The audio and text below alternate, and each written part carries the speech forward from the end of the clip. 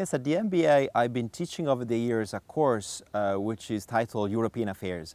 In this course, I look at the way in which the European Union affects business today.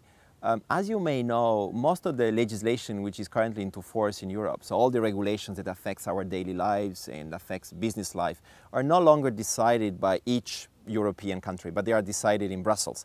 And not because Brussels is the capital of Belgium, but because Brussels is the capital of Europe.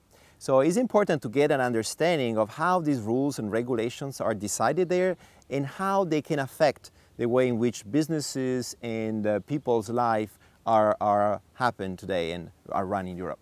So what we try to do in this course is not only the way in which Europe works, let's say from a top-down perspective, but more a bottom-up perspective. So how the industry and consumer groups may somehow shape the decision-making process and what kind of avenues of entry they may have on the decision-making process to somehow influence the way in which these decisions are taken. So just to give you a few examples of the case studies we ran, to what extent today the European Union should cap the bonuses for bankers, which are the arguments pro, which are the arguments against, what kind of role the authority should play there, and what the industry should actually do to solve an alleged problem. Other examples look at protection of consumers about, for instance, GMOs, genetically modified organisms. In Europe, we tend not to like those products, but of course, in such a way, we've been killing an industry that could have had a certain potential in Europe.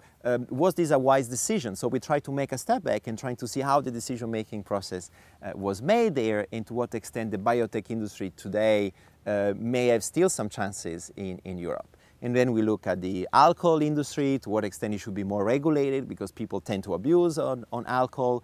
Should there be more labels? There should be more phasing out, some reformulation of the quantity of alcohol which is present in beer, like the United Kingdom is doing today. There are a lot of policy options we discuss. So we introduce different way of thinking. Instead of looking and thinking like a business, we try to think as an NGO activist, we try to think as a policymaker, we try to think as a possible lobbyist who is influencing the debate through a lot of simulation. So it's an extremely interactive course where we run real-life scenario stories which are linked to the news. What is making the news today is going to be discussed in our class.